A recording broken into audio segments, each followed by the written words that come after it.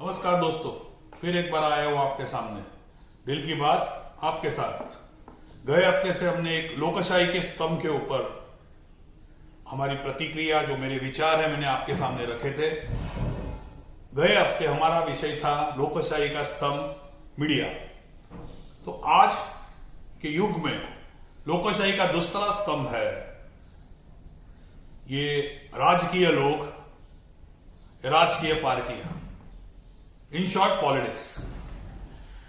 क्योंकि आप ही सोचिए दोस्तों, ये राजकीय पार्टी हो या ये पॉलिटिक्स के सिवाय क्या हमारा सामान्य आदमी जी सक रहे हैं? उनका इफेक्ट हम हमारे समाज पर हो या हमारे जिंदगी पर कितना है, ये आप देख सकते हो। आप कोई भी टीवी न्यूज देखिए या कोई भी पेपर ओपन करिए, देखिए एक ही सब्जेक्ट पर सबके अलग अलग ख्याल। अभी कल ही माननीय सुप्रीम कोर्ट ने मराठा आरक्षण जो दिया गया था उसे कैंसिल कर दिया गया। तुरंत विरोधी पक्ष की सूचना आ गई, जमीनी की आवाज से अगर हम करते तो शायद हम जीत जाते। दूसरे किसी की आई कि इनको मराठा आरक्षण देना ही नहीं है, ये करते तो ये होता, वो करते तो वो होता। फिर सरकार से कोई नेता खड़ा हो जाता है, कहता है हमारे हाथ में, अभी केंद्र सरकार के हाथ में, उन्होंने कुछ करना चाहिए। ये मैं नहीं बोल रहा हूं, टीवी न्यूज और आज का वर्तमान पत्र में जो लिखा है वही आपके सामने रख रहा हूं। दोस्तों, मैं ये पूछना चाहता हूं कि क्या ये मराठा आरक्षण, मराठा लोग है, मराठा समाज के लोग है, क्या सिर्फ एक ही राजकीय पक्ष में है? क्या सिर्फ वो एक ही राजकीय पक्ष को मतदान करते हैं? नहीं दोस्तों, ये हर पक्ष में है मराठा समाज के लोग। तो आपको नहीं लगता कि जब हमारा मैटर ये केस सुप्रीम कोर्ट में था, तो तभी आपका जमीनी कावा जो भी था, अगर आप बड़े बनकर सरकार को बताते या सरकार भी इनसे कुछ, भाई लास्ट सरकार आपकी थी तो आप इनके एडवाइस लेते, तो शायद 100% नहीं लेकिन 90% हम जीत जाते या आरक्षण सुरक्षित रहता।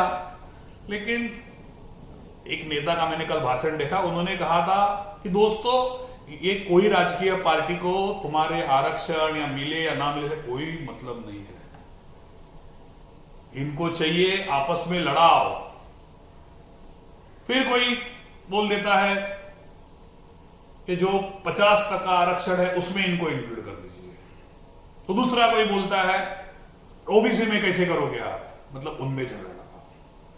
इनको आरक्षण, मैं अभी भी कहता हूं, इनको आरक्षण से कोई लेना देना नहीं है। अगर होता तो सब एक होकर हमारे लोगों को, मराठा लोगों को कैसे आरक्षण मिले, इसके लिए लड़ते। दूसरी बात लीजिए, कोरोना की बात लीजिए। अभी आज ही न्यूज़पेपर में आया है, दिल्ली हाईकोर्ट ने या सुप्रीम कोर्ट ने कहा है कि मुंबई महानगर पालिका सर्वोत्तम है, उनका कार्य अच्छा है, दिल्ली वाले के महापालिका ने भी यही उनका अनुकरण करना चाहिए। एक साइड ये चालू है, दूसरे साइड हमारे विरोधी पक्ष वापस वही बेकार है, ऑक्सीजन नहीं है, ये नहीं है, वो नहीं है, ऐसे तरह बीएमसी खराब है मुंबई की, ऐसे बता रहे हैं। सामान्य पब्लिक किसकी बात माने? आज जब पेपर ओपन, जब सामान्य अखबार जब सुबह ओपन करता है तो देखता है इसकी ये बात, तो क्या समझे, क्या सच्चाई है, क्या झूठ? कैसे उसको पता चलेगा क्या झूठ है, क्या सच्चाई है? आप ही सोचिए दोस्तों, हमारे जीवन से आपको नहीं लगता ये खेल रहे हैं? आज यही पॉलिटिशियन लोग, भले वो पंढरपुर की इलेक्शन हो या बंगाल के इलेक्शन हो, उसमें अपनी प्रचार सभा में हजारों लोगों को जमा कर दिया उन्होंने। और हमारे सामान्य पब्लिक आज अगर बाहर जाते हैं तुरंत आपको फाइन लगता है। मुझे भी लगा, आपको भी लगा होगा कहीं ना कहीं फाइन।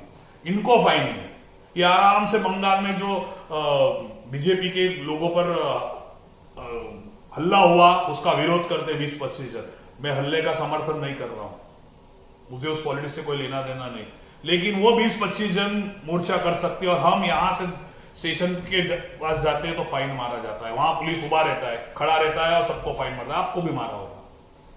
तो जो कायदा कानून सिर्फ हमारे लिए, ये पॉलिटिशियन के लिए नहीं है। आज पॉलिटिशियन लोग, मैंने अभी वीडियो देखा था कि एक नेता अपने समर्थकों के साथ हॉस्पिटल में पहुंचा लोगों को देखने के लिए। वहां के पेशेंट के लोगों ने उनको कहा, अरे भाई देखने आना है तो अकेले आओ, इतनी भीड़ करके क्यों आते? तो इनको सिर्फ और सिर्फ राजकारण करना है। एक पक्ष ने, हर एक पक्ष को, दोस्तों राजकारण कीजिए, लेकिन ये वक्त है क्या? लोग मौत से जूझ रहे हैं। जो आदमी आज जिंदा है, कल उसका क्या होगा और परसों वो कहां होगा, ये हमको खुद को पता नहीं। एक बार कोरोना का पॉजिटिव आ गया कि लोगों को लगता है मैं जिंदा होकर वापस आऊंगा या नहीं, ये टेंशन है। इस वक्त अगर पूरे भारत देश में सब पॉलिटिशियन एक होकर इसका उपाय अगर सोचेंगे, ये नहीं सोचेंगे कि हमारे प्रधानमंत्री ने लस, उनको की वैक्सीनेशन की लस बांग्लादेश को क्यों दी, इसको ये अगर सोचे जो है उसमें कैसा करना है, आपके दिमाग के आइडिया देकर अगर करेंगे तो 90%, मैं कहता हूं 90% हमारा प्रॉब्लम सॉल्व हो जाएगा। ये पॉलिटिशियन की जो राजनीति देखता हूं ना, तो मुझे एक चुनी फिल्म थी दिलीप कुमार के फुटपाथ, मैं आज आपके सामने उनका एक डायलॉग रखता हूं। आज आप देखिए, उन्होंने उस वक्त आज के पॉलिटिक्स पे जो कहा था वो सच बात होगी। देखिए आप,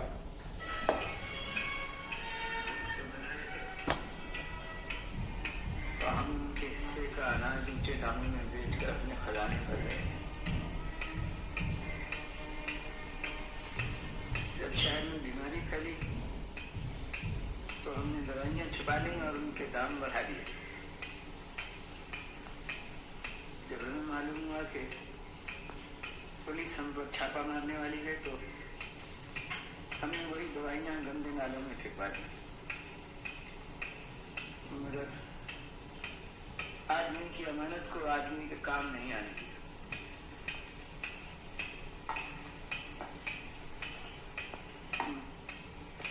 मुझे अपने बदन से सड़ी हुई लाशों की बू आती है। अपने हर सांस में मुझे दम तोड़ते हुए बच्चों की सिसकियां सुनाई देती।